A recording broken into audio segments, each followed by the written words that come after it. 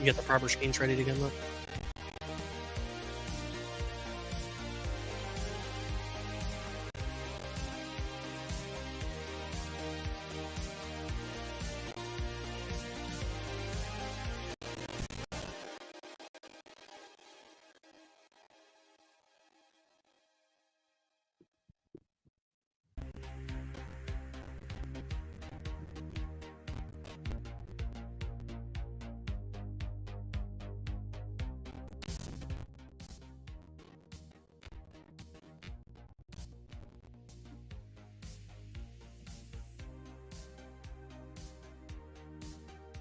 Yes.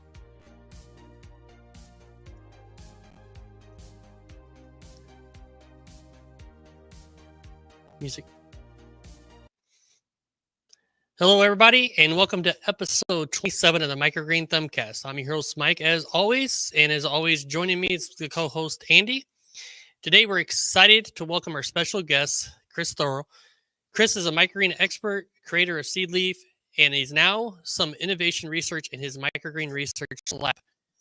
Chris is working on evolutionizing how we grow and understand microgreens' influence ability to agriculture and beyond.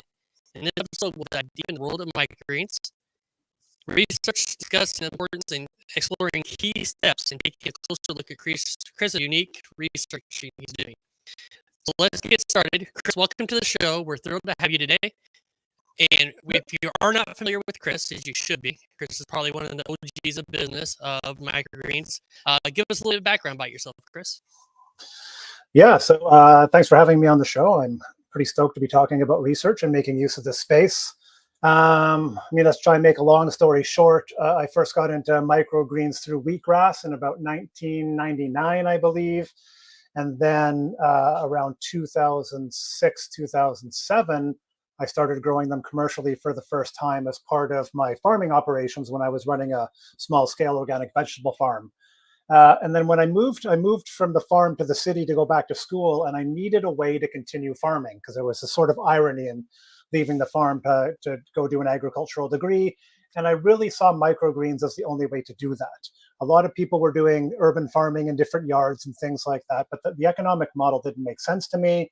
And I knew the yield and returns on microgreens were sort of had the potential. So, I started off doing it. Actually, my whole microgreens commercial career actually started off as a research project as part of my degree at the University of British Columbia. And for a few years was just sort of a summer thing that I did. And then that was 2009 to 2012. And then in 2013, we got some funding to build a greenhouse shipping container, which allowed us to push our production year round. And that was through then working with the Vancouver Food Peddlers Cooperative.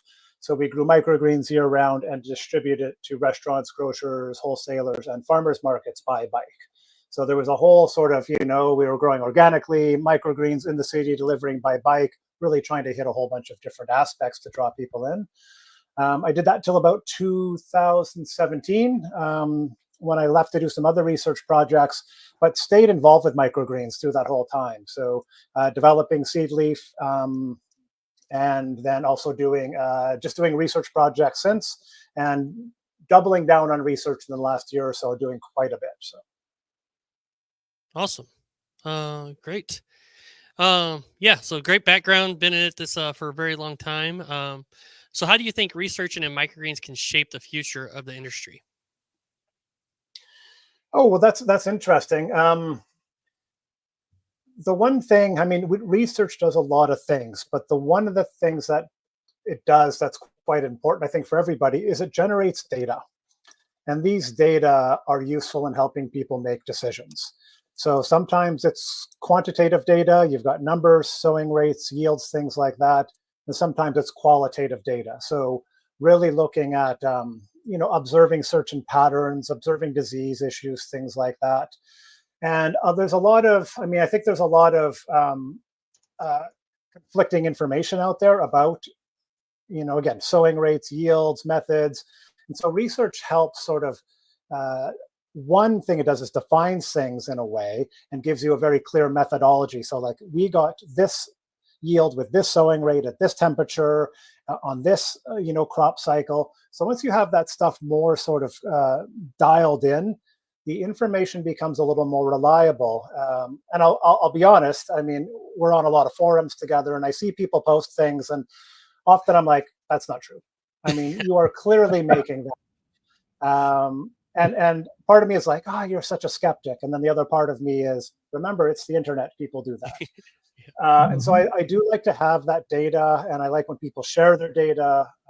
So yeah, that data-driven approach really helps make the information you provide or share more reliable. Awesome. And Chris, I was always incredibly impressed with the container setup that you guys had, considering you're growing, in Canada in the cold. What kind of research stuff did you have to do in there to make sure that you could actually successfully operate year round inside of that operation? Well, I mean, it was a if you build it, hopefully it works project. But I knew a couple of things. I knew from working in different greenhouse spaces that, the sun can passively heat the space really well on sunny days, even in cold weather. And I knew because our container was smaller than a typical greenhouse, we had lighting and we had heating in there that we should be able to maintain that heat. We definitely had to adjust as we went. But yeah, it was kind of, hoping that it would work. We worked with a greenhouse specialist who was also a welder that I'd worked with on other projects that helped us do the design. And after that, it was a little bit of trial and error, really just trying to dial things in. It took us a while to be able to keep the temperature up. And there you've got a couple of options. Do you add more watts in power or do you insulate better? So we insulated the bottom third of the container because we didn't need light there. So we were able to do those things. And over time, we got it dialed in where we could easily keep, our winter temperatures, 28 to 30 degrees Celsius in the day, maybe 18 to 20 at night, and keep our costs reasonable in that regard. So yeah, there was a lot of just drawing from experience, a bit of trial and error, and then a little bit of fingers crossed, let's hope this works. There's a lot of that in the world of business and in the world of growing microgreens, kind of, let's see if this works. For sure. Sometimes you have to just jump in. Yeah. What are some of the most pressing questions is there in the microgreens research today? I mean, that's really going to vary with the growers. Can we come back to that? Sure. And the reason why is I was going to share, so we can talk about some of the stuff we talked about, and then I was going to share sort of 3 of the research projects I'm doing and why I do those specific ones. And I think that might be a nice lead into that. So I don't know that there's anything pressing, but I do see some gaps. And I think one of the things is people come into microgreens like it's this isolated sort of thing. Like I need to come in and figure a bunch of stuff out. My background is as a farmer, and my academic education is in agriculture. So I approach microgreens as an agriculturist. And so I don't want to reinvent the wheel or try and figure things out. So much of this stuff is figured out in other sectors, the greenhouse sector, the cannabis sector, all these things. And so it's important that we draw from that stuff. So we're not doing a bunch of research that's actually already been done. So I think that the crucial thing is understanding that, drawing from the information that's there, which is a crucial part of research, which I'll touch on in a bit. Perfect. Yep, we could have to circle back to that for sure. Can you share any examples that have led you to surprising discoveries for you throughout this? I mean, one of the projects I want to talk about is a new seeding method, which has been. I went into it thinking, I want this to work. I don't think it's going to work. And then surprisingly, I'm like, oh my God, this is awesome. There's that. One of the other ones I'll talk about is lighting. And part of that is just understanding where the gaps are and how my approach to that research is going to change. And then I do a lot of trials with seeding rates and yields. And I mean, through that, I've changed some of my long-standing sort of methods. One with sunflower, I've increased my sowing rate substantially, and with pea, I've brought it down. And these were things as a researcher I was reluctant to do. It's like, I've already got this stuff dialed in, but I dialed this stuff in a long time ago and in different systems, and my methods have changed. So I like that I have an idea going in, and then I can come out of the research going, all right, well, now I've got a new perspective on how to grow this crop. Yeah, I get a little attached to my methods, but it's really helping me, let go of that. And that's really what good research is. I mean, not to be like arrogant, but Yeah. the key thing in any research is to challenge what you think. Otherwise, you just end up in this confirmation bias situation where I'm just going to make it so this seeding rate is the best, and that's easy to do even subconsciously. So really, I go into it really open-minded to see what happens, and that's shifting my views all the time. That's a very good point too, because I think a lot of microgreen growers they get a number off the internet from somebody that know they can rely on, and they run with that and they stick with that. And like you said, they adjust their environment and they try and make it work. And oftentimes it may not even be right for what they're actually trying to do. So I'm always impressed with your work. Your sunflower, when you did the extra weight, I think that was probably about 6 or 8 months ago. I was blown away by how when you stacked on, I don't remember, it was like 25 or 30 pounds, and the sunflower grew even better than they ever had. I thought that was really kind of crazy. So just neat to see things most people would never even bother trying. So it's definitely cool, man. We appreciate it. Yeah, sunflower was the crop I started with, and in 2009, when I did my first year of commercial production, I went to the farmers market, I sold to grocers, and I had one crop. I had sunflower shoots, and that was it. And I did play around with it a lot, and so I've always been enamored with it because it's always been such an impressive and hardy and vigorous crop.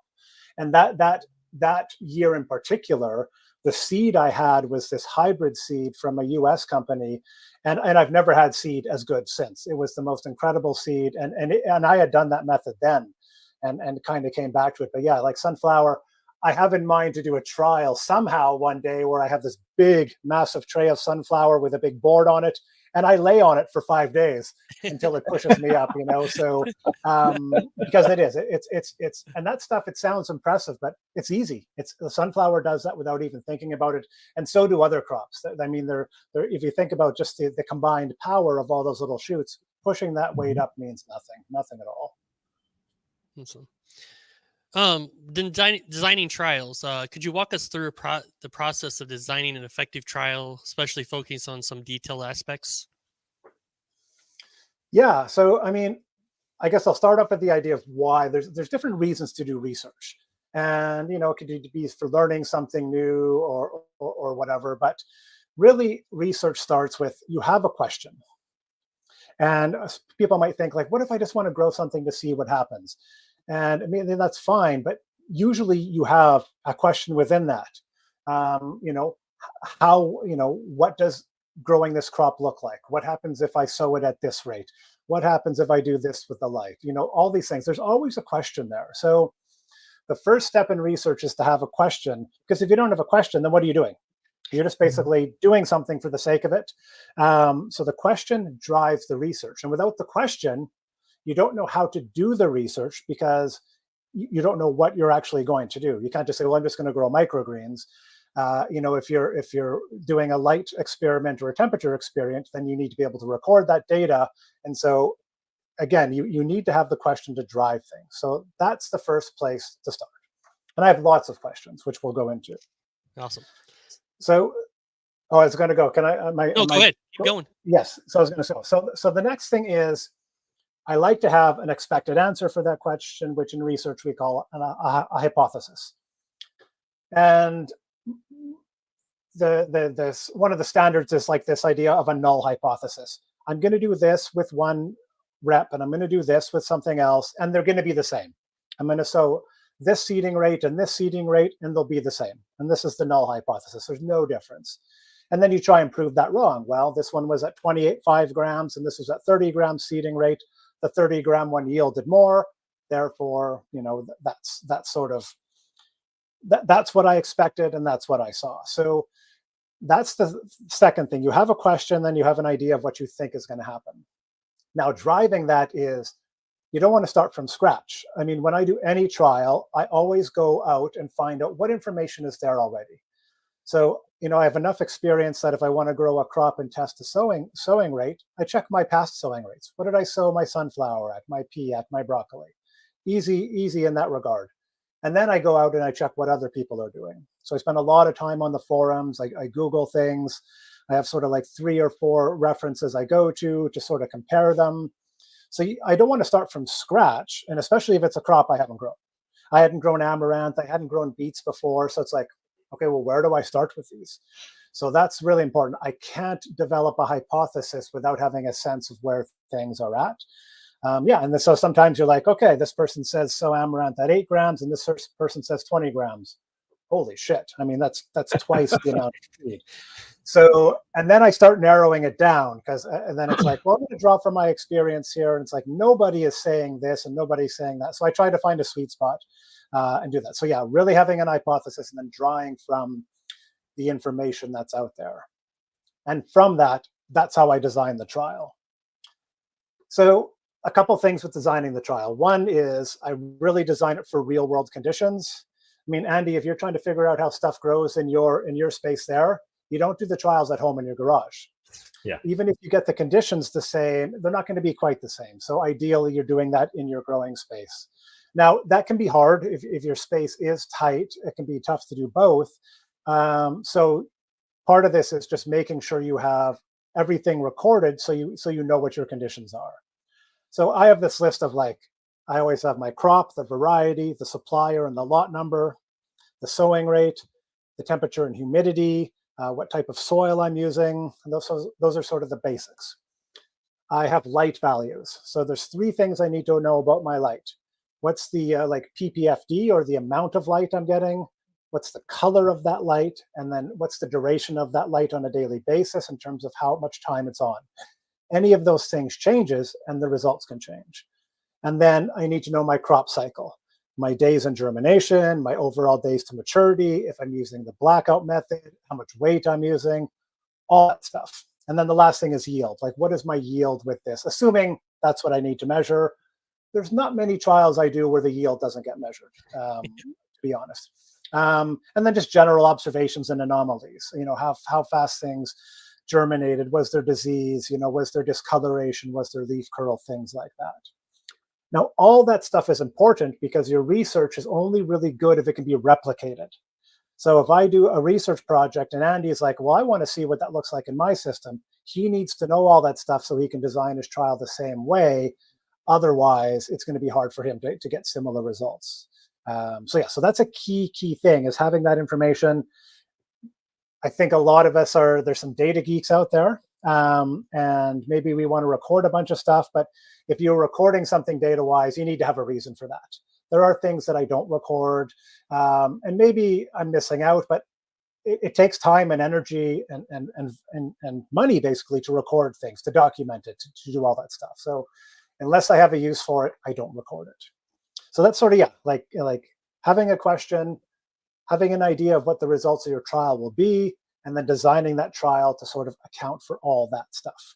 You need to think about how you're going to take measurements, and you need to limit how many things you try to do at one time.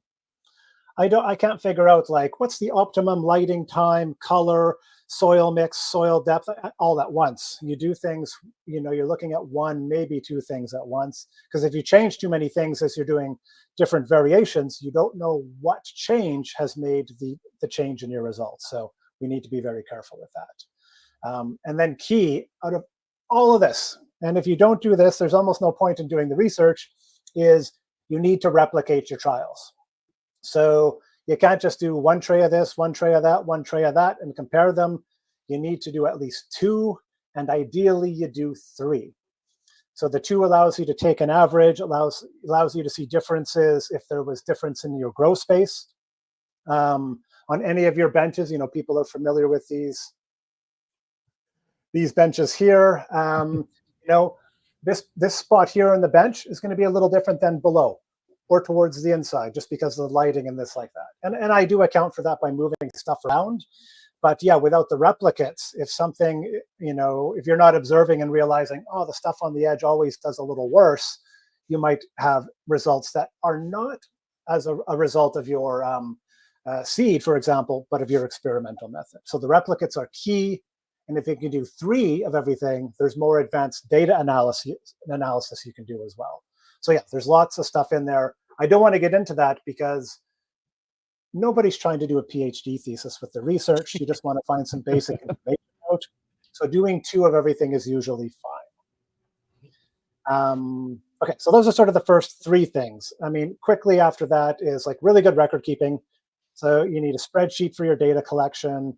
You want to have photos and videos. I do so many photos at different stages. And then right out of high school chemistry, you need to write a trial report. Now, people might be like, well, why do I need that? And I'll tell you why. Because you're going to go back and you're going to look at your data and you're not going to be able to make sense of it at all. The data is just numbers. So when you're looking at like, okay, well, let's look at these numbers and let's go back and look at our photos and let's go back and look at our comments. I mean, I just do all that in real time. So I have a report. It's got like an introduction and the methodology and the results and the charts and all that stuff. And I go back to that stuff all the time. And sometimes I go back and something's not there. I'm like, I don't know what to do with this data. I mean, I see this sowing rate was better, but what happened there that, this doesn't meet with what I thought. So if you don't have that information, you're going to do that. You've got to do that report writing to make your trials and your experiments actually worth it. And I think some people are probably reluctant to do that. But yeah, that's kind of key. And I just have a template I follow. So it's just like the same thing every time, copy and paste. It doesn't have to be a whole thing. And sometimes it's mostly just bullet points. And then last, like you conduct your trial, you record your results, taking photos, doing stuff in real time. And then once you do your harvest and collect your data, you need to analyze and interpret that data. And with that, you're always going back to your hypothesis. So I do all these sowing rate yield trials, and I try to guess, like, this is where I think the sowing rate is going to peak. And I'll talk about peak sowing rate later, but I try and guess from my experience, and then I hope that my results match that. And if not, I try to look into that. And the results aren't always conclusive because the averages sometimes make things all over the place. And sometimes they're just beautiful. It's like a perfect trial. You get this beautiful curve and it does what it's supposed to do. And it's like, okay, done. I mean, that's that for that crop. That's kind of worked out. So yeah, those are kind of like the 6 major steps when I'm doing something. And then usually, I mean, it's very rare that I get everything in that first go. So the next thing after that is, in my next trial, what do I need to change? Something wasn't right. So maybe I need to be more careful about my seeding rate. The range of seeding rates wasn't right. I didn't go high enough, or I didn't go low enough. So I don't know if I've hit my peak. The watering was off. I mean, I got disease. I mean, I've done so many beet trials, and just like I uncover them from germination. I'm like, okay, that trial's done, because they're just all dead. So yeah, there's almost always a follow-up. So that's key, as opposed to, oh, those beets are all dead, my trial has failed. Well, no, it hasn't. Like, something's going on here and I need to figure that out. So that's sort of the perspective. So yeah, there's these 6 steps I follow with every trial, no matter what it is. And some of them I have to get into a little bit more detail depending on what the research is. But other ones, like a sowing rate yield trial, I do those in my sleep now. I've got it all dialed in, and it makes it super easy. So the more you do something, the easier it's going to get, the faster it's going to get. So yeah, that's kind of an overview of what the process, looks like for me. That's awesome. So can you give us an example of some of the projects you're working on right now, research-wise? Sorry, I'll let you take a drink. This is good. We appreciate you very much, Chris. Yeah, so I'll give you 3 examples. So one is like the sowing rate yield trial. I mean, we all kind of do these, I need to know what the sowing rate is for this crop, so I try a few different ones and see what the results are. Now, I do all those in like 5x5 trays. I've got like a tall one and a short one. I mean, and that allows me to do a lot of stuff in a small space. And you just do the math to get the equivalent in a 10-20 tray, or a paper pot tray, or another tray. It's just your sowing rate by area. So that allows that to happen really quickly. And like I said, like, all this information, your temperature, your humidity, all that stuff is super important. And then the documenting it is super important. So I do a lot of those. And part of it is me getting familiar with the crop because I haven't grown it before. And part of it is like people are using these sowing rates and they're sharing these sowing rates, but either they're sharing yields that aren't enough, or they're sharing yields that are way too much for the crop cycle, they're saying. And so, yeah, I want to be able to provide that data, those data and that information with the methodology that got it there. So if you sowed this much and got this yield, well, it doesn't tell me anything if I don't know what the temperature was. I know I got results in 8 days with my broccoli that another research project got in 12 days. So there's differences there. And so I'm always looking for an ideal crop cycle, ideally the shortest one. And so, yeah, that's what I do a lot of. I've almost always got something like that going. So that's the big one. And the key thing there is finding what I call your peak sowing rate. So as a general concept, I call it the sowing rate yield curve. As your sowing rate goes up, your yield goes up, but it's going to hit a plateau, at which point the yield is going to start going down.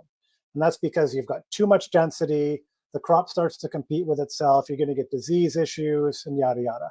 So I want to create that curve. And for that curve, there's an equation that comes with it. And that's going to determine my sort of peak sowing rate or a range within there. I could maybe go a little more or a little less, and that helps you account for airflow and things like that. So that kind of curve is one thing I'm basically trying to generate for a lot of crops. So that's the big one. And everybody's doing that. And everybody should continue to do that. And I'll often do that with different lots of seed, especially sunflower. Every sunflower lot of seed to me is just a new crop. And so that's a key thing. Yep, pretty much. Yes. So second one is, okay, so this is the one I was talking about earlier. And this is the first kind of like growing approach to microgreens that's had me excited in a while. And it's work I do, paid work I do for Modern Grower, who I do some research work with. And that is a seeding method using a drop seeder instead of seeding anything by hand. So this is the Modern Grower drop seeder here. And farmers will be familiar with this because they're doing this to do their transplants. You can just do like your 72 cell trays, your 128 cell trays, seed everything, one click, it's done. It's an amazing time saver, but it can also be used for sowing microgreens. And so, but I went into this thinking like, oh, this isn't going to work. I mean, all these little holes and trying to get things spaced out and trying to get the seeding rate right. There's just no way. And I started doing the trial and I couldn't get it to work. And I was like, well, what's going on here? It's like I was starting to give up. But the thing that was key there was I needed to learn to use the tool first. So it wasn't that the tool was a problem. It's that the tool, I needed to fine tune how I used it. And that's the same with this, like a Jang seeder, your water nozzle, your irrigation timer, your knife. I mean, everything's a little different. So that is really, really key. It was getting to know that. And then once I dialed it in, it became this thing. I was like, wow, this is a game changer for me because it really does allow me to sow a certain number of crops really uniformly, which is key. But then what was a surprise to me is like really consistently. So when you've got a scale, you can get 32.5 grams per tray easily. You're just weighing it. You've got the exact amount of seed every time. And in this, you can't get that exact amount. You're not going to get 32.5 grams of seed every time, but you're going to get a narrow range that is absolutely fine and just as good, and in a way better because the seed is always going to be dropped really uniformly. And so that uniformity makes a big difference in the reliability of the growth. So that to me was a big game changer because I'm pretty big on precision. But this is just a different type of precision. So yeah, I've really enjoyed that, and yeah, I'm going to continue to work with that. But that's a really fun one to work with. Now the third one is doing research on lighting, and I'm already set up for that in this space. So I have 3 different types of lights behind. Basically, different wattage, different light color. You can't see anything with that on. It's way too bright. But they're all slightly different. This is more pink. This one up here is more yellow, and then we've got some more to the more sort of like classic white up top. Your sort of high K values there. So I'm really interested in this research, but I have a gap in my lighting knowledge. I mean, I know quite a bit, but there's a whole field of lighting out there in greenhouses. And they've already figured all this stuff out. So instead of me trying to figure everything out, like, what do we do? What is this? I've stepped back and sort of educated myself. So, I mean, for me, and some of this goes back a few years, it's like changing the language I use. I mean, you hear people on the forums talking about like lumens and watts. I mean, that means nothing to me. Lumens means nothing to me. Watts just tells me how much it's going to cost me, right? So it's like this shifting in how I talk about lights and how I work with them in order to do good research. So I haven't done a lot of light research because I really want to get that knowledge dialed in so I know it really well. And so I'm taking like a quick online greenhouse lighting course to get that stuff dialed in.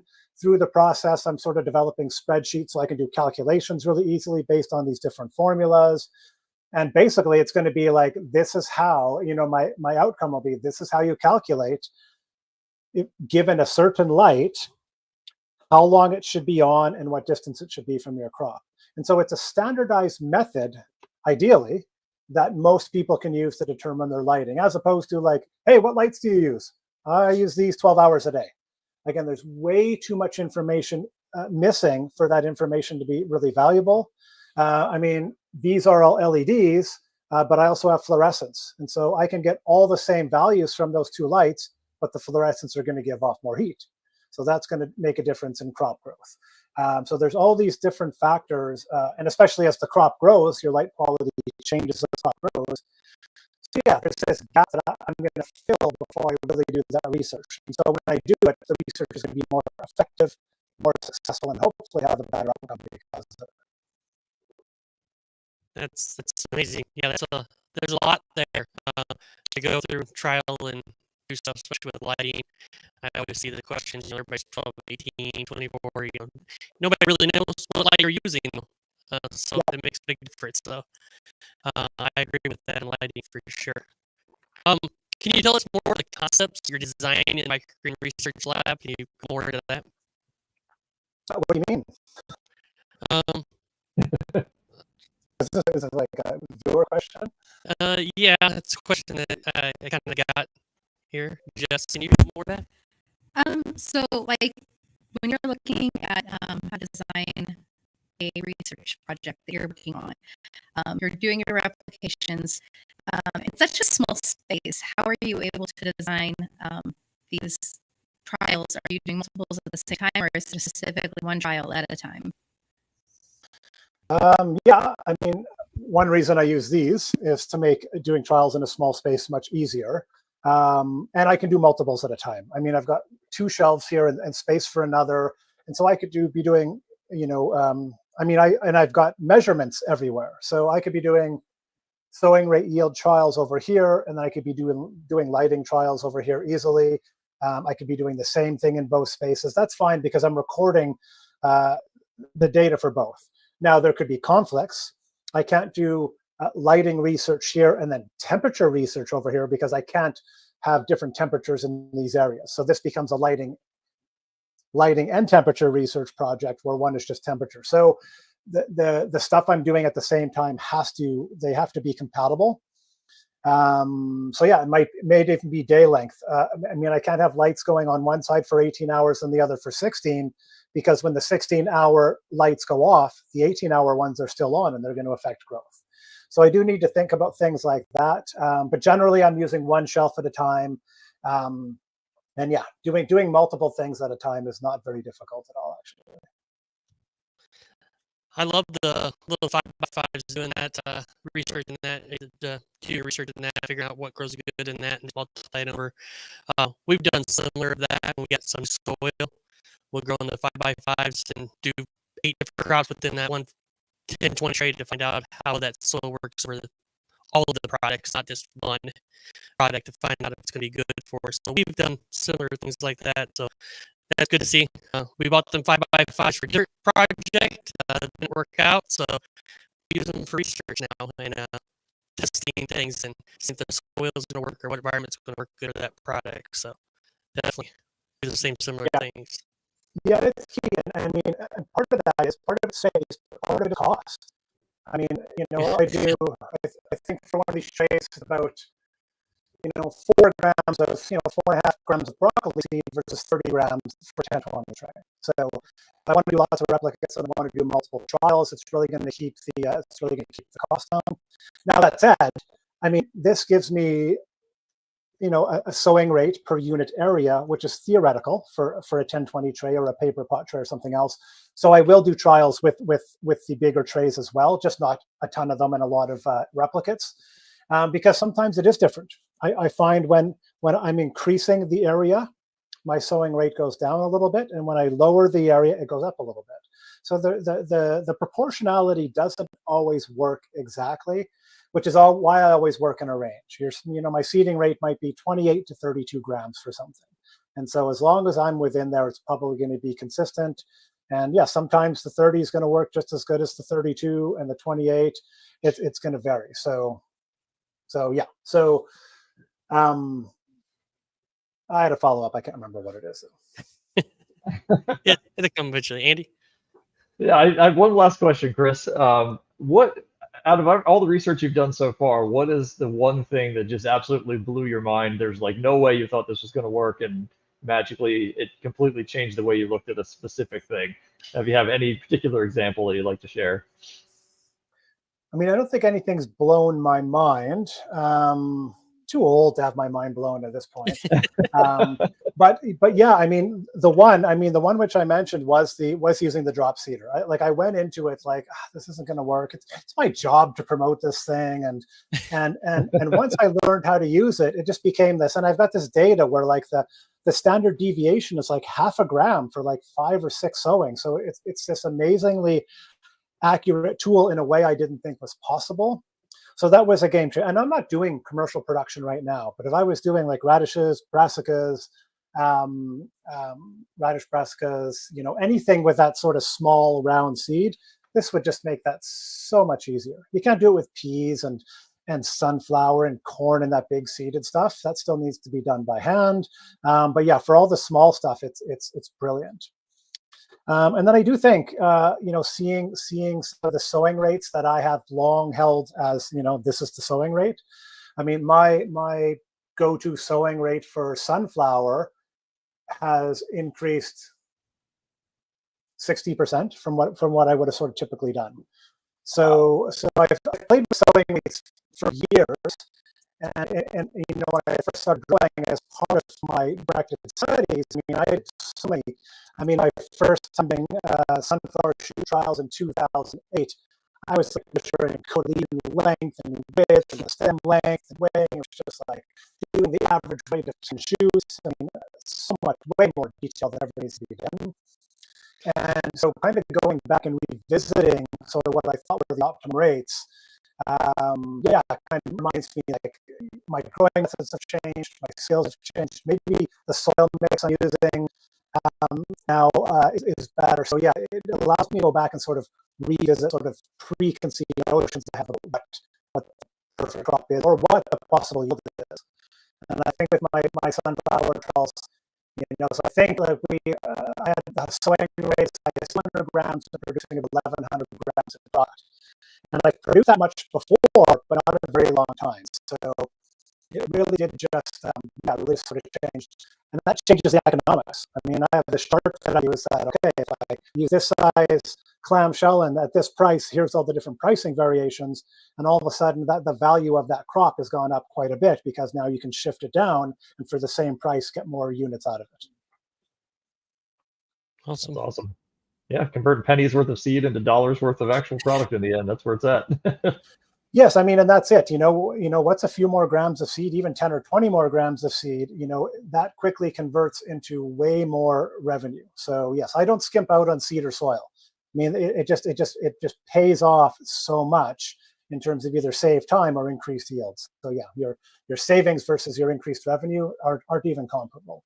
The tricky thing is dealing with disease. If you're too dense and you're trying to push it too far, so it's like, this is the maximum. So I think I've kind of like 200, I know we can do it, but 175 is still pretty good for a sowing rate, and the disease risk goes down there. And I'm not producing enough to know if the disease will come in, but I've done enough of the trials to be like, 175 is still producing quite a good amount, and I think the airflow is better, so let's just stick with that. Awesome. Definitely interested in that drop seeder. If that would help speed things up, I'm assuming it'd be a little bit more accurate in covering. That's seems like a pretty good tool that might be something to use in the future for sure. Yeah, I mean, it is, and it's always a matter of there are other types of seeders as well that I've played, but this one, and again, it's like the littlest technique change made it viable. So I think with a lot of things, I remember the first time I used it, like a push seeder in the field, I'm like, these are stupid. How do people use these? But it's like using any tool, like, you know, like a band saw or whatever it is. You need to learn to use it, and then over time you become better. So yes, I think it's a tool that starts off like, oh my god, this is so frustrating. Why is it jamming? Why is it this? Well, because I've done something wrong. Yeah. So yeah, once I got past that, it just became this quick thing, and then it was just like, oh my god, this is so fast. So yeah, I've been loving that. Got a question for you here. Looking ahead, what do you think are long-term goals for the microgreens research and the industry as a whole?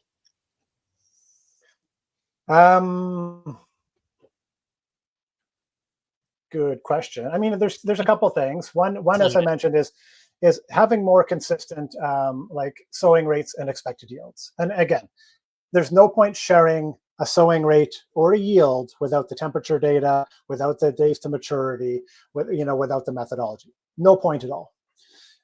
So I've been more mindful of that, because I'll often just be like, 30 grams, that's what I use. But 30 grams at 24 degrees Celsius, covered for 3 days, this life value. Then it becomes more accurate.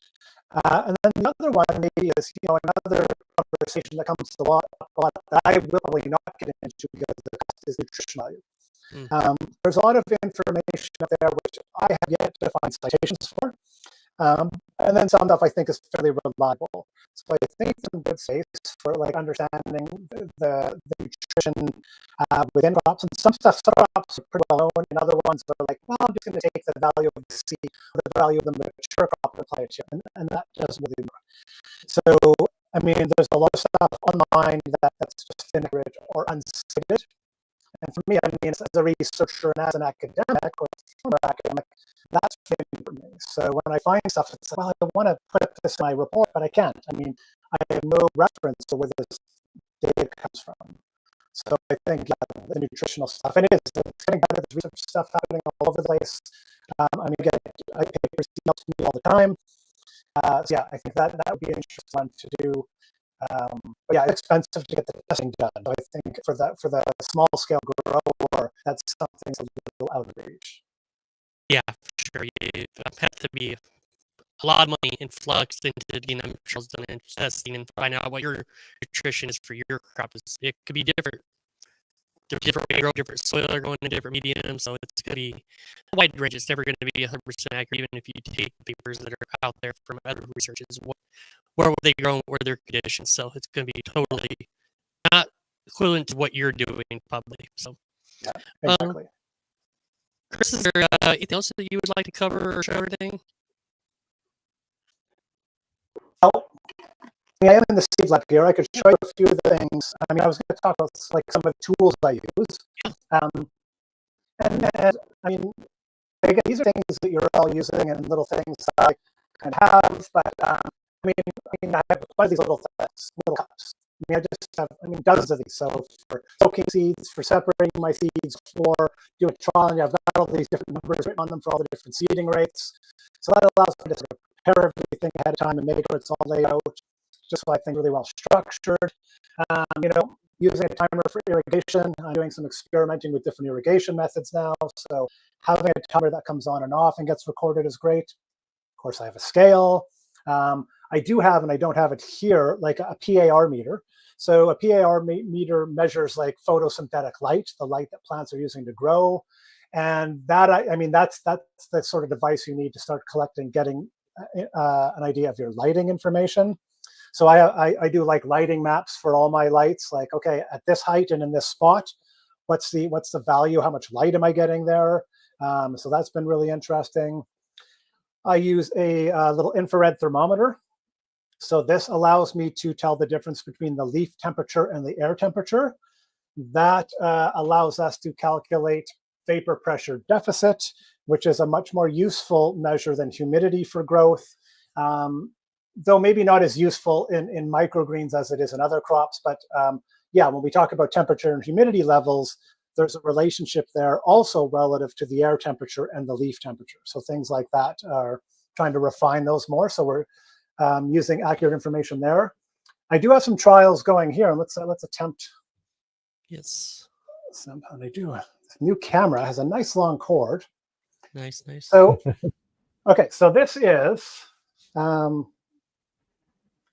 These are the 5x5 trays, and I think I've got let's see, 6, 7, 30, about 32 different trays there. So I think 16 crops growing. So these are a combination of brassicas, radishes, actually all brassicas and radishes and some mustards. And they are, I'm basically doing these for photos. So I want to be able to contrast these different varieties in terms of so they just got uncovered today after 3 days of germination. So I want to photo document what they look at that point. So it can be like, this is what your crop could or should look like after 3 days. Then I want to be able to do close-ups of stems and leaves to get that variety differentiation, just for some more comparisons there. For watering, these guys are on a capillary mat, so that's some trialing I'm doing there. And I have 2 of these. One of them is on a timer, and one of them uses a ceramic sensor. So it just automatically waters when the sensor gets dry, and that kind of does it automatically. So playing with different methods, like watering is it's a gong show in the microgreens world, as you two know. And finding the right methodology has been really tricky. I know we do overhead, we do flood, we do all these different methods, and a lot of them do work fine. This is sort of, trying this method, and I'm really stoked about these ceramic sensors, their potential there, but the timer is probably just as accurate. So looking at methodologies there, and like I do with a lot of my projects, I mean, there's data for the capillary mat. So I do all these calculations based on how quickly the water should move and how much water a certain area can hold.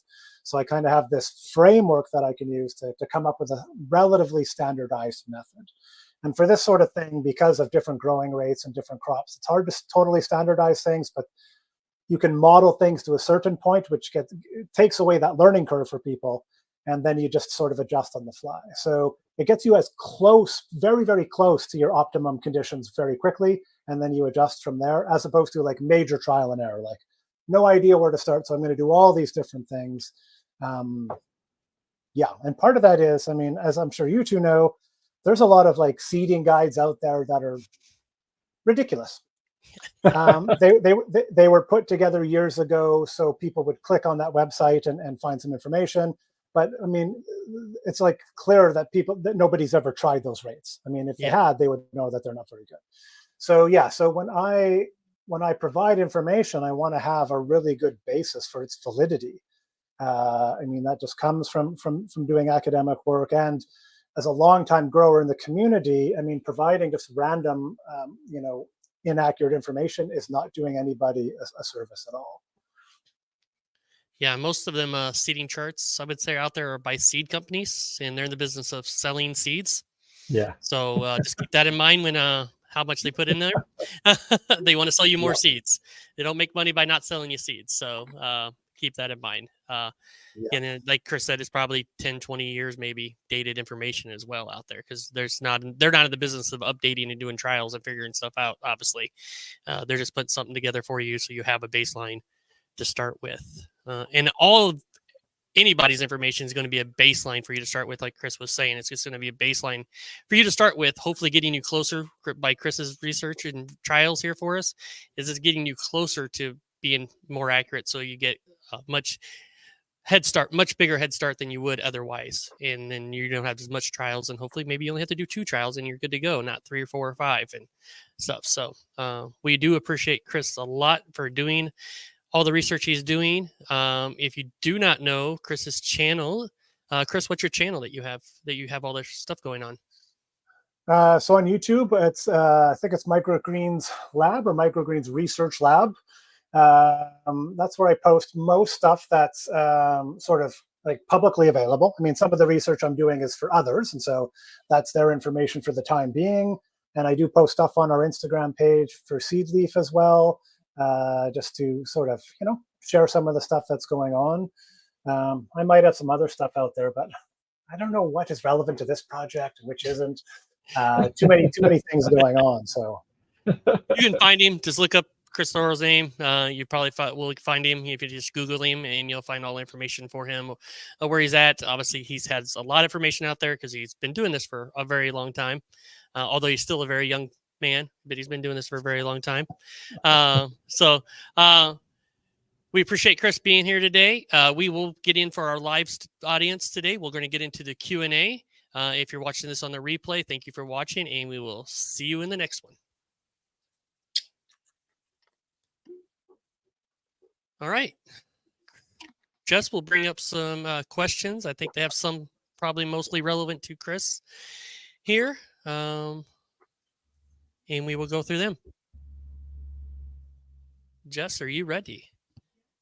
And make sure you hit that like button, guys. We really do appreciate it. Helps us get this out to more people and the replays and whatever else, and share and all that stuff. And yeah,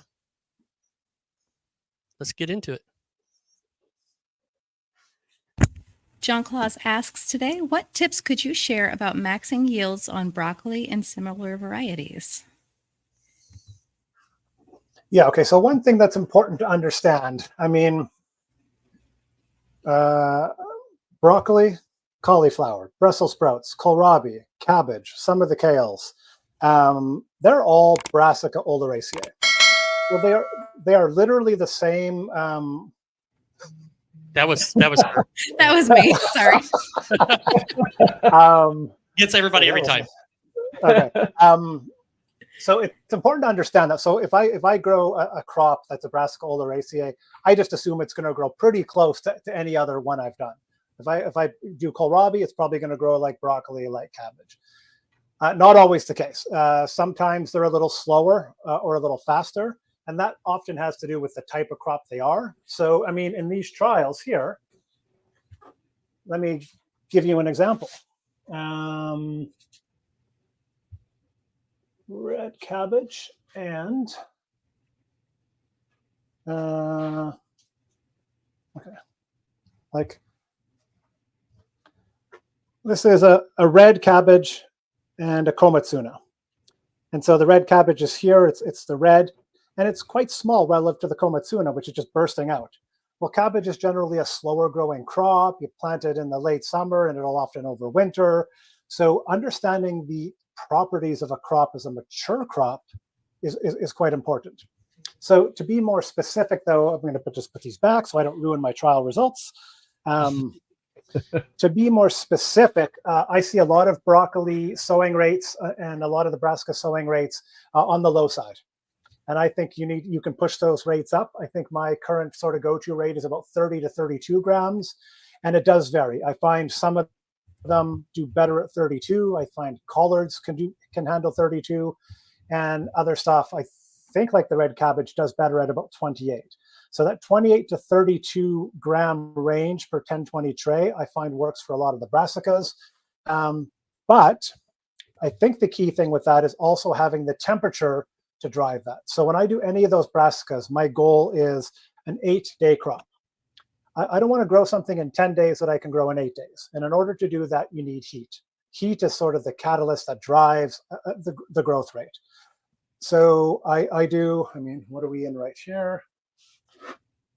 So my tools are all over the place. Oh yes, so here's one of the other tools, which I did on my data logger. So I mean, I'm always recording the temperature at multiple locations within the space and outside. Right now we're at 25 degrees Celsius or 77 degrees Fahrenheit. This is a great temperature for brassicas. I mean, 24 is probably the minimum I'd want to grow that at. And if you get up into 26, 27, 28, you can get a crop in 5-6 days easily as well. So I'm really pushing on the warmer side. And when I walk into a growing space, I want it to feel warm. I don't want it to feel like nice room temperature. And yeah, getting that seeding rate really well. With that, as I'm sure you know, or hopefully you know already, don't overwater it going into germination, because if your soil's saturated, your disease risk is going to go up, and more so at that higher sowing rate. So you need to be very careful at those rates to make sure you don't get disease, because you will see a little bit less airflow within that. Yes. Yeah. Warmer temperatures. That's what I just learned.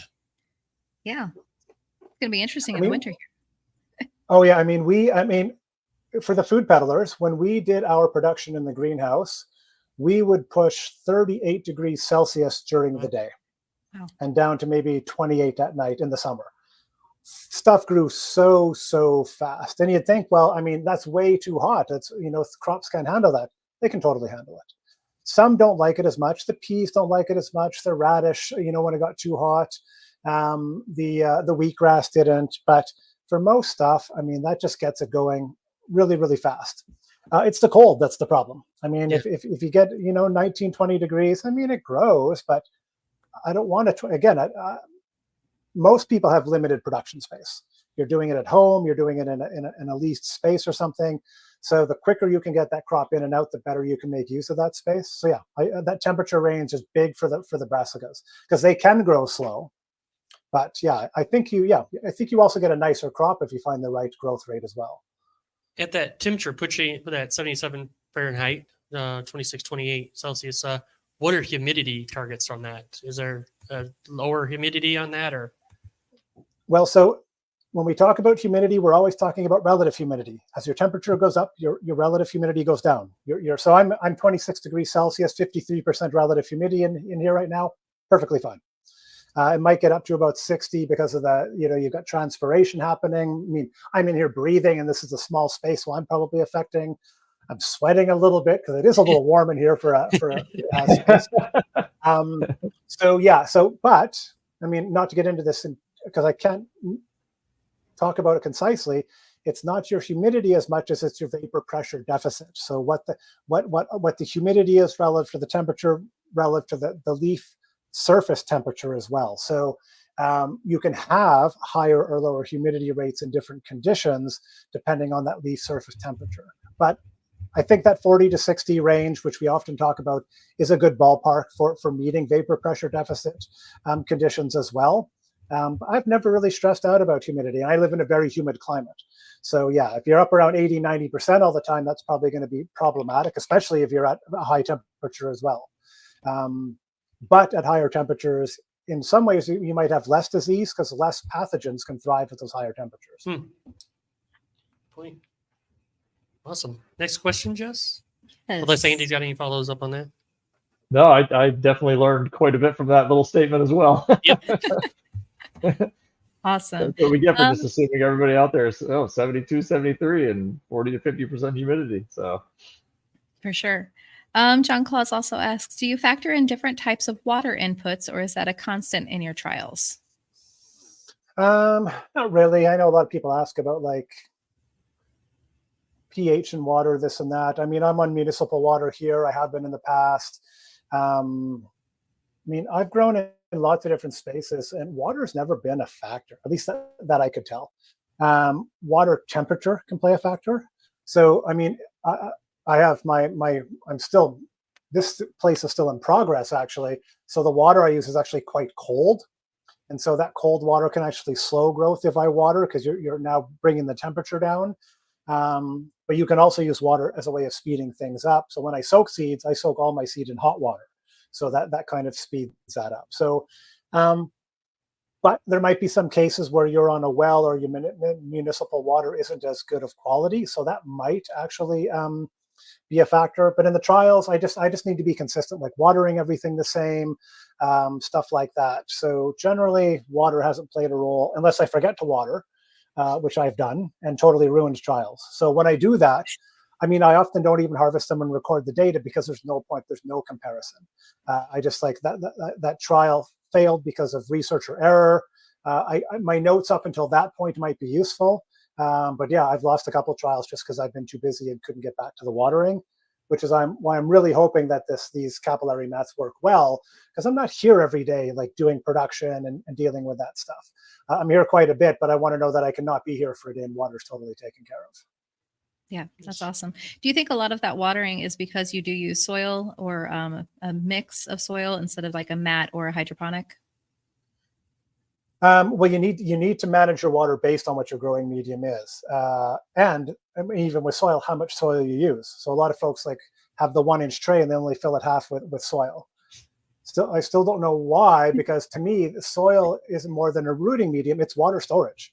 And so by having more water storage, I mean, I have more of a buffer against if I get a temperature spike, if things are growing faster than expected.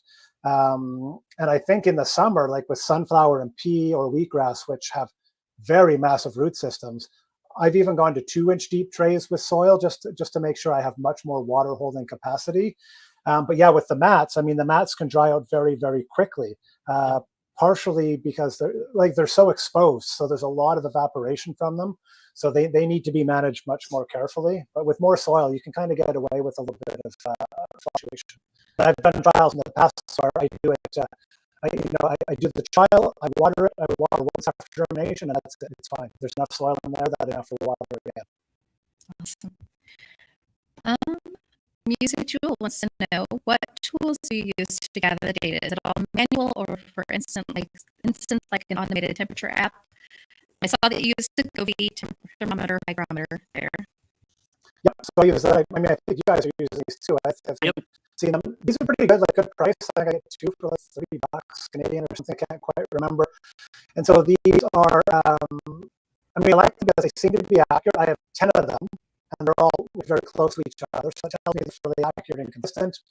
But I do need to download the data to look at it. So after each trial, I download that data for the trial period, and I create a chart.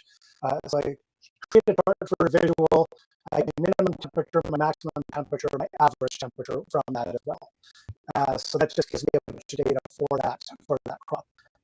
Because it could be, I mean, maybe your temperature, nighttime temperature does get a little low, but if you can bring your daytime temperature up higher, you can still get the same average temperature within a growth cycle.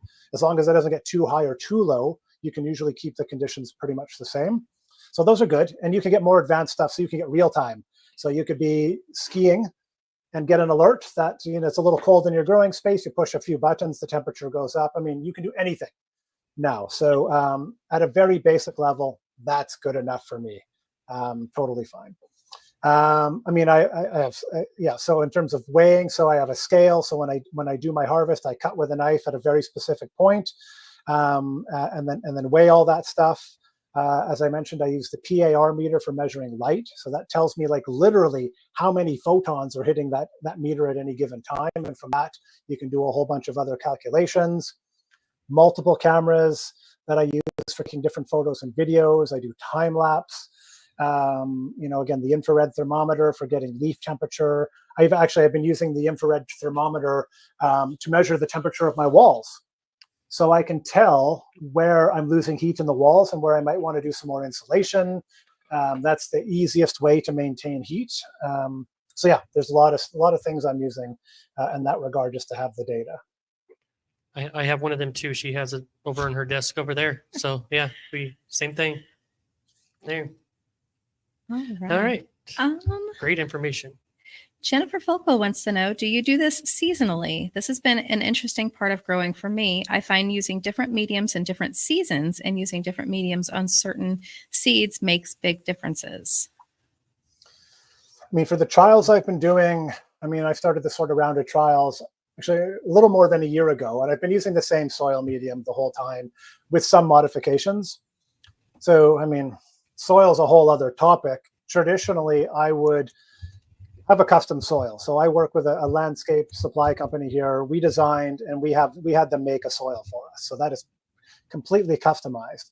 Now I think I'm using Sunshine Mix number 4 as my base. And then I will add certain compost or perlite in order to change that. So I'll add compost if I want some more nutrition, and I'll add perlite if I want more, or vermiculite if I want more drainage and more airspace.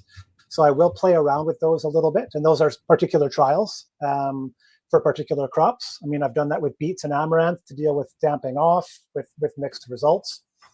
And then I will be getting into, I think, more biological inoculations of that soil.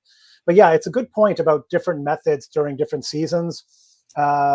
I mean, I haven't done these trials in a trial form, which I could with the space I have now, but often in the summer when temperatures are higher, I'll reduce my seeding rate in crops to get better airflow. And because the crop is growing faster, I can often get a similar yield from less seed. So I will change my methods, but I don't have research data to show the best methods for that yet. Awesome. Side note on the water, Thomas I.H. noticed that when he went from reverse osmosis water to tap, the growth rate increased. And John Claus chimed in with, he thinks that the reverse osmosis can produce negative effects as well.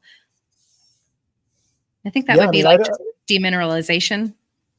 That would be my guess. I mean, I don't know the outcome of reverse osmosis water, but it's kind of like, they say, like, don't make coffee with distilled water. You'll never get good coffee. You need all the sort of extra minerally stuff within the water to get the coffee. So yeah, there's a lot of folks like trying to do really fancy things with water. I mean, the one thing that might be valuable depending where you are is having a chlorine filter to get rid of chlorine. I mean, I just happen to be in a place where we have some of the best quality drinking water in the world. You know, it's very good quality, low chlorine and chloramine rates, if any. I mean, good water to start out with. But if you wanted to be more particular, and especially if you wanted to be cultivating a more biologically active soil, having a chlorine filter in there could be useful for sure. I agree. That's basically the only thing I would recommend as well. Yeah, that's what we did here in our space. And we had well water at our house. We moved into this space. We ended up having to put a chlorine filter on purpose. I didn't want to go in it. Awesome. Sean wants to know, Chris, are you using a separate drop seed for each type of seed? He's like, let me go get that. Go get that. Yeah. I have that question, so I thought of that myself. So I was going to look up the drop seed or see what it had. We can get it like yeah. So I mean, soon we'll have a guideline chart for that. Yeah. So the drop seed is two things. Okay? So we've got the frame here and a base plate. So that base plate stays the same and is a specific number of holes. This is for the 10-20 trays. There's 240 holes, which are spaced out for 10-20 tray. Now, coupled with that is a top plate. And so each top plate has a different diameter hole. So these are a 10 millimeter diameter hole. And I'm just talking metric just for fun here. So this is the 10 millimeter diameter hole. So this is going to be for like, I can do anything with a 10 millimeter hole actually. But for the 9s and the 8s, like all the brassicas, all the mustards, all the radishes use like a 9 or an 8. So yeah, so every crop is sort of going to have their ideal hole. And that's going to be either with one click or 2 clicks. And most of the time it's one click. And so you click it, you're seeded. I think with cilantro and maybe a radish, it works out better to do 2 clicks. So that's with sort of standard stuff. And these are just like 10, 9, 8, 7 millimeters. But if you wanted to get more specific, and in theory, I mean, if I went to an 8.5 millimeter or 8.25 millimeter with some of these, I would get a more accurate seeding rate. And so, I mean, that's all possible with anything like this. You can buy them, or you could probably even make them yourself. But yeah, so every crop is going to have their a specific seeding rate. And so, I mean, some of the trials I did, I mean, I spent a lot of time doing these trials. I've got this bin here. So I would take one of the seeders, I'd put the seed in it, and I'd click the seed into that bin, I'd weigh the seed, and then I would do that 5 times. And so I would take those measurements, I would have an average there. I would also have a range because that's going to produce a standard deviation. And then that gave me a sense of what plate was going to be best for that crop. Also, I mean, I've got a very detailed chart. Maybe I like the 8 millimeter for mine, but maybe you want the 7. So the reason we kind of produce a recommended plate, but also produce but if you want to know what the other plates look like, here they are. That way, if you want to sow lower because you're high humidity and have more disease issues, you could shift that. So yeah, it's great. And this was one of the things. I'm like, oh, man, changing these plates is such a hassle. No one will ever do this. Now it takes me about 7 seconds. It's like, oh, because I had the methodology wrong. So yeah, that was a big game changer for me. It's like, oh yeah, now I can get this in and out of there.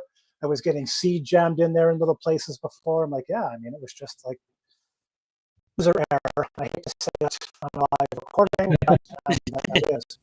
But now, again, it's like anything. So now it's just like I pop that in, I see my trays, I'm done. It's amazing. So definitely well worth exploring that. I think you need to be. I mean, if you're doing like lots of big seeded crops and you're not doing a lot of brassicas, mustards, rashers, things like that, it may not be worth it. But if you're doing a lot of the brassicas, like a lot of you are, that's where this starts to make sense. Where you're doing the same type of crop over and over and over again. This does a couple of things. One, as I mentioned, the distribution perfect. So you get perfect distribution every time. And I mean, I'm pretty good at hand seeding, so my distribution's pretty good. But in my trials here, I've got clumps there where I have Z's in them, and where I've got some when you sow too densely, the germinating seeds push other seeds up, so they don't germinate properly. So that's almost eliminated with this. And then, as I mentioned before, the accuracy is pretty good. So you're only off by maybe half a gram, and that isn't enough to make too big of a difference. So I was going to make a point about that. I'm eliminating a whole step when I use this. And I'm eliminating the step of measuring my seed. I mean, you can think about how long it takes you to sow a crop, but in a lot of cases, you had to weigh that seed first and put it into another container. So you eliminate that whole step, and so this becomes a big time saving. And makes it, I mean, it actually can be a really good two-person job by moving trays around and whatnot together. But for one person, it makes it quite quick. So yeah, you eliminate that by just basically dump, a certain amount of seed in the tray and just sort of keep it going as you go. So yeah, it basically eliminates the whole measuring step with the sowing.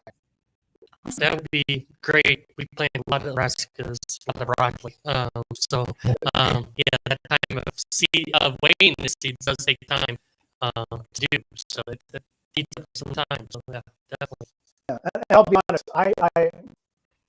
So when I produced commercially, I would weigh my seed once when I got it and had my sowing rate determined, and then I would do everything by measure. So I would just scoop it and sow, scoop it and sow. And for every crop, we had a specific scoop that was just the perfect size for the crop. So I probably had a little bit of variability in sowing rate, but not very much. And generally, it was pretty consistent. So yeah, I mean, I've never used that method because I just want to be able to get through things quickly and have them accurate enough. But I know it's also nice to have that precision and consistency. It makes your stock more accurate, and it makes things more consistent within your actual seeding rate on the trays. So. Yep, for sure. Awesome. Detroit Mike asks, can there be such a thing as too much airflow?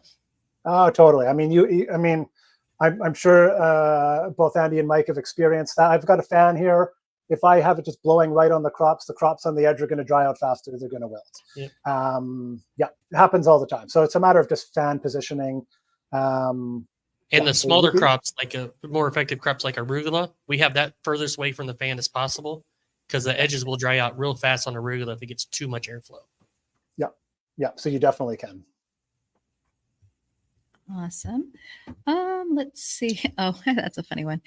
Detroit Mike says, great info, and we have never heard Andy so quiet.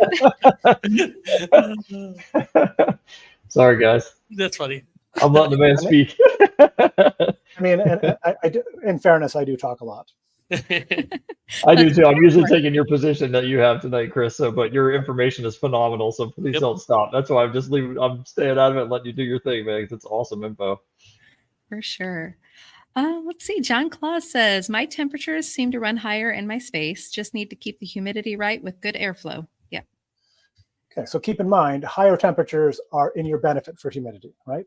As air temperature increases, its ability to hold moisture increases as well. So when we talk about humidity, it's always relative humidity. What's the humidity relative to the temperature? So when I do, can I pull one up here? I will pull one up as I'm talking here.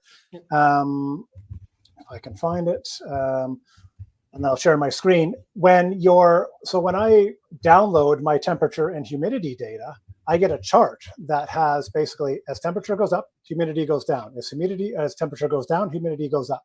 So I can tell when it's nighttime and when it's daytime just by looking at the chart. So, and it changes also after. It's different when it's covered and uncovered as well. So that's not a bad one there. Try and find a good one here. I've so many of these charts kind of all over the place. Okay, so let's attempt screen share here. Present. Go to Share present. screen. Okay, let me move this up to my other monitor here. I'm just going to make this a little bigger. Easier. Okay, so where did you go? And we will be trying to get to all the questions tonight, guys, but we definitely will get all members' questions first and foremost. I'm going to add that to Are we the seeing that? stage. We'll make it bigger there. I will make it bigger. I'm going to move. Oh, Mike, Chris. we lost Chris for a second. Take me off the screen. Put Chris on there. I mean, I don't mind being in the background for a bit. Let's take it all down so we can. There we go. Yeah, so when I look at this, my temperature is in blue. My relative humidity is in red. So you can see temperature's up here, humidity's down. Temperature's up, humidity's down. So, I mean, this kind of proves the relationship. So, I mean, this is, it's kind of all over the place because different things affect humidity more than temperature.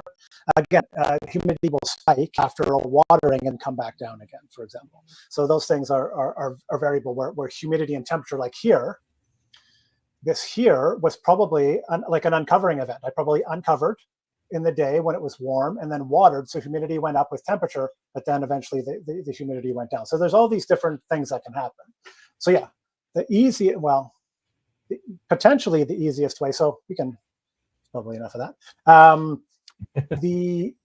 An easy way to bring down your relative humidity is to bump up the temperature. I mean, very easy in that regard.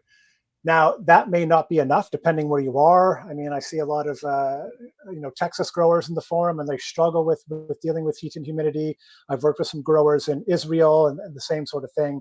So if you can't do it by controlling temperature and you are seeing disease issues, and again, if your humidity is high but everything's growing fine, don't worry about it unless it's really uncomfortable to be in that space. But if you are seeing problems that you think are relative humidity, then you need to start actively pulling the humidity out of the air, and you do that with a dehumidifier. So there's lots of stuff.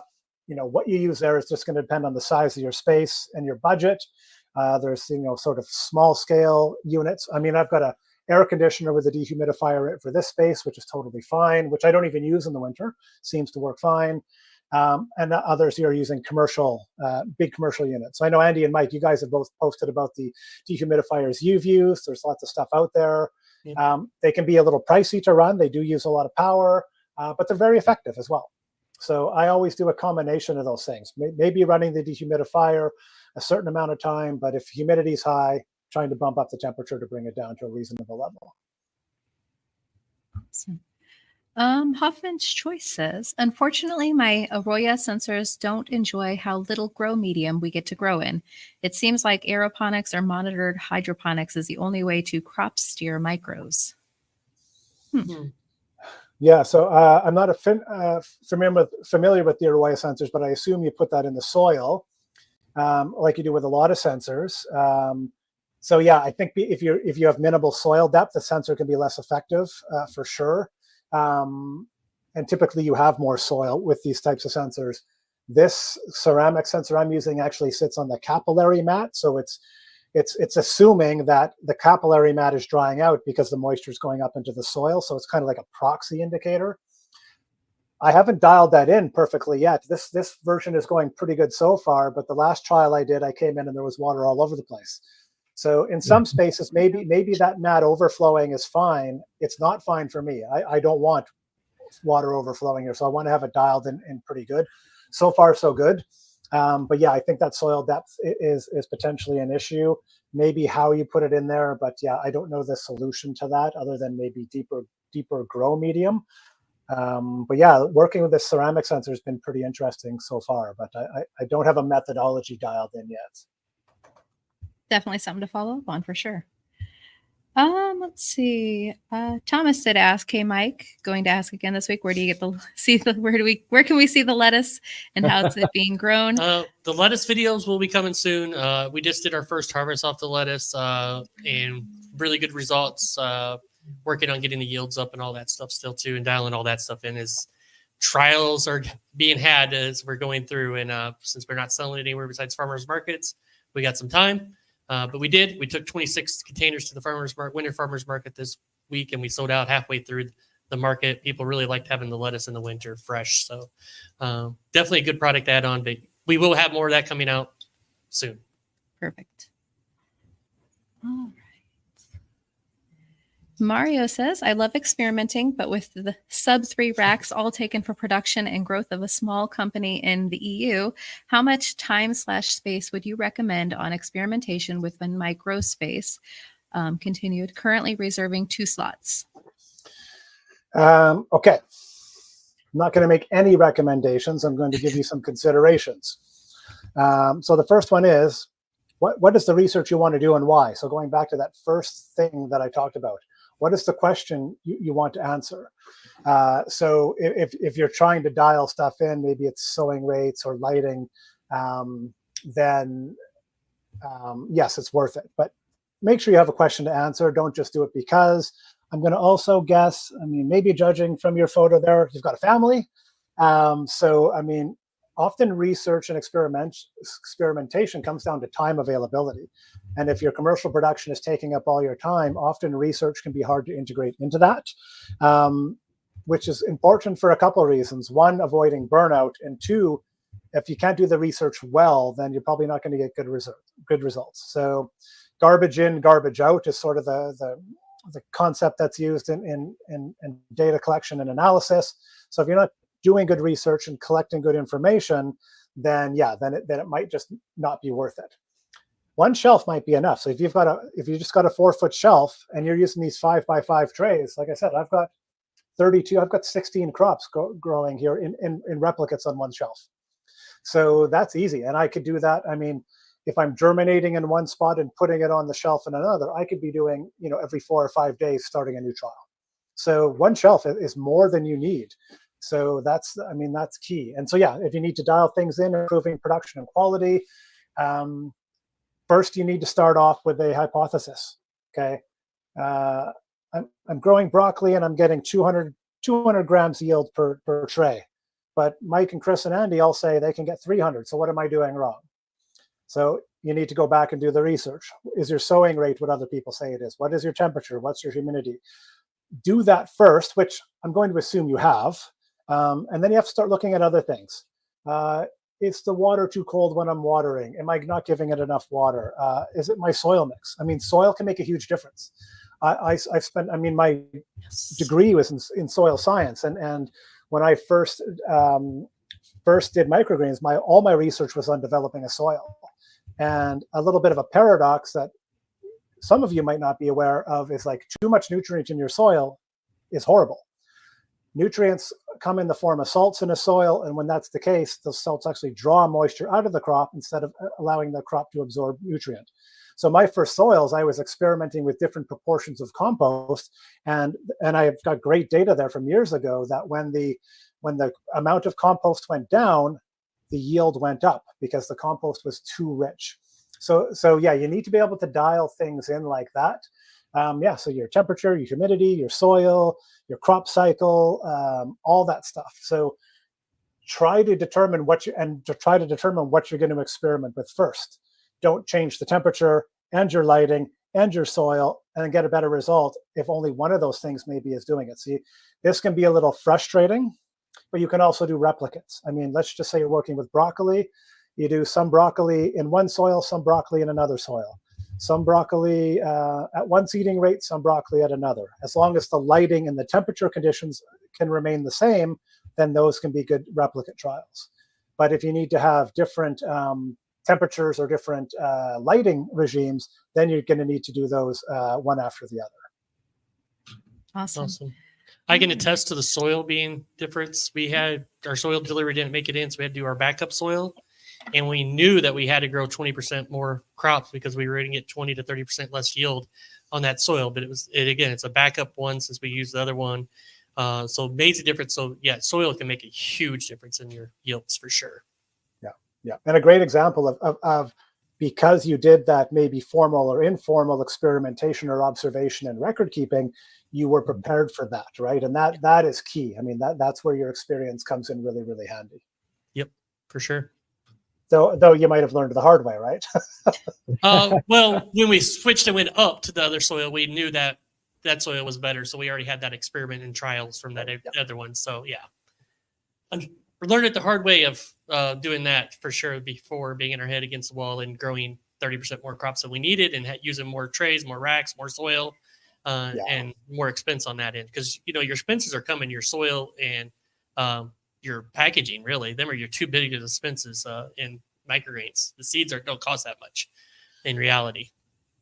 Yeah, well, we used to bring in soil in like 30 yards at a time, and these big things, it was $5,000 or $6,000 every time we spent on that soil. So yeah, we wanted to use it well. Yes. For sure. Another member question, Hoffman's choice. For commercial spaces, what type or types of space should I look for? I'm not interested in a retail space, but really only have office, commercial/retail spaces around me. I'm starting to browse the MLS. Oh, Yeah. I mean, this is a big, I mean, the first thing you need to look at is if you find a space you like, are you allowed to do that there? I mean, I've looked at spaces like, you know, you try to bring water in an office space, they're going to be like, no. I mean, as soon as you talk about water, it's this whole other thing. So it has to be a suitable use for that space. I mean, price, you know, quality of climate control, you know, risk of cross-contamination with other stuff happening around. I mean, there's so many things. I mean, Mike and Andy, you guys could talk about this as well. I know, Mike, you've just moved spaces. Andy, you just have or are looking to. I mean, you know, what are some things that you've experienced that were key, maybe that you knew ahead of time, but maybe you didn't find out until afterwards, like, we didn't consider this.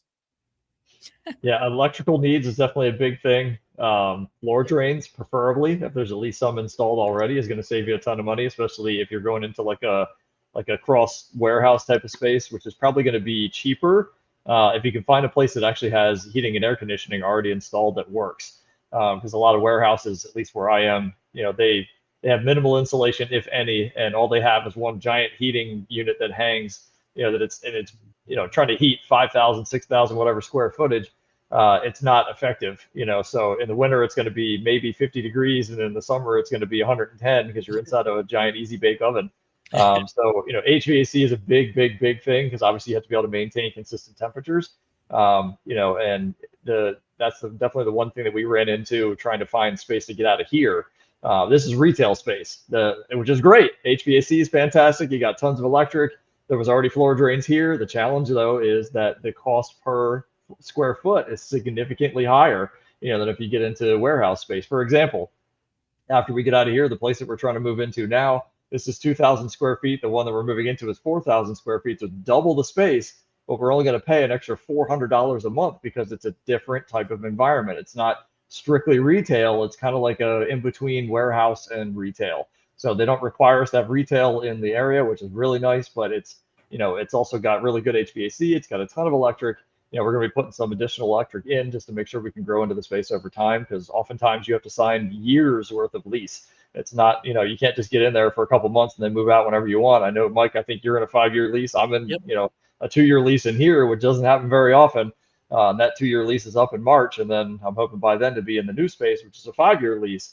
So you're committing to 5 years, whether you're in business or not, whether you have health issues or not. You know, it doesn't really matter. Those payments have to be made. You've signed a contract saying that you're going to take care of that. So just some things to keep in mind. You know, you've also got 2 electrical bills, 2 internet bills. You know, everything that you have at your house already is going to be doubled. Not to mention the equipment you might have to buy. I mean, we had to buy this, you know, super nice triple sink. We had to have all this plumbing installed, and, you know, all the different things that come along with that. So be prepared financially for what you may have to buy.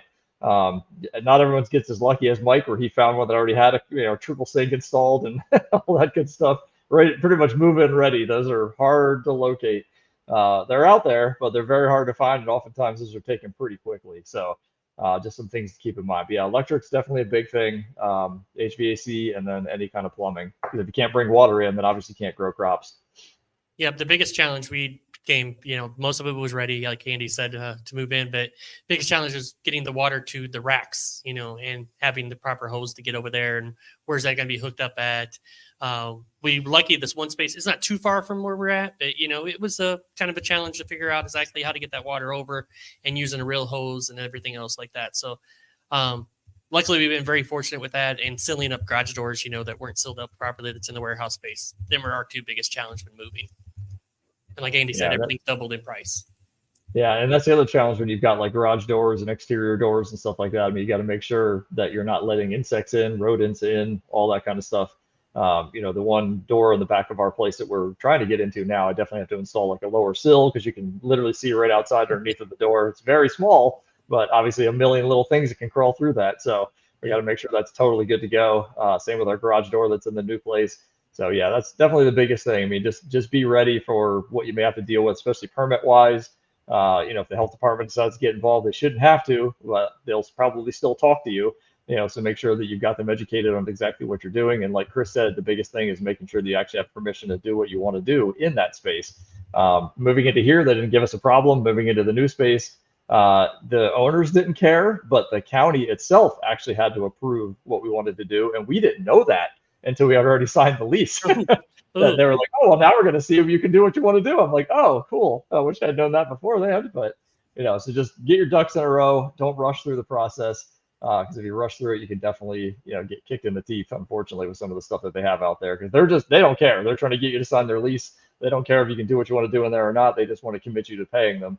So just be really well educated in what you're doing. Find yourself a good commercial real estate guy that knows his stuff or her stuff and can walk you through the process. And is going to be on your side and pushing for you. Agree. All right, guys, we are just about out of time. Wanted to give anybody some chances to do their hashtag Thumbcast. I only have 17 entries tonight, guys. We've got 23 or so likes. We've got 30 something plus watching right now. So definitely get hashtag Thumbcast in there. Got a chance to win some really awesome things like consult time with Andy, with Mike, some trials for some free farm flow memberships. I think we're doing some Microgreens business coaching for free, all sorts of fun stuff on that wheel. Definitely get your entries in today with hashtag Thumbcast. And we'll go ahead and take one more question while we're waiting for you guys to get that in, if you are. And then so just pick out the good question. All right, let me see what I got here. Put you on the spot or anything. Right. Thomas. Haven't seen Thomas for a little bit. So what factors contribute to seeds sprouting on the surface of the soil and never burying their radicle down into the soil, floating on top of the surface, inevitably drying them up and dying off? Yeah, so there's three things I always take into consideration here. One is that your soil has sufficient moisture in it. You want your soil, technically the amount of moisture you want in your soil is called field capacity. So, saturation would mean that all your pore space within that soil is filled with water. So there's no air. You don't want that because then you're going to have disease issues because you're going to have anaerobic conditions. And you don't want to have it too dry because then there's actually no moisture for the seed to go look for. So getting the right soil moisture level is important. The next one is what we call stacking. Having some pressure on the seed, it does lots of things, but one of the things it does is make sure you have really good contact between the seed and the soil, and that's going to ensure you have very good germination. I'm going to show you a little something here. So this is a crop I'm growing for the first time, Spigarello. It's another brassica, and this one is barely germinated. And because, and it's got some mold issues on it, so I had it in a tray with some other brassicas that grew faster. So those other brassicas pushed the cover up. And so this one wasn't actually in contact very long. And so the germination was lower. And I've seen that so many times. We used to do our sunflower in stacks of 3 with a 14-pound weight on top. And every once in a while, we would forget to put the brick on top. And that top tray always germinated more poorly than the other ones because it didn't have good contact between the seed and the soil. So the optimum moisture level, there's the pressure to get good contact between the seed and the soil. And then the third is your sowing rate. So if you have I think I have an example of this as well, which is why I like having a nice USB mic on my lapel. So this, I think, is this my arugula? No, this is kohlrabi.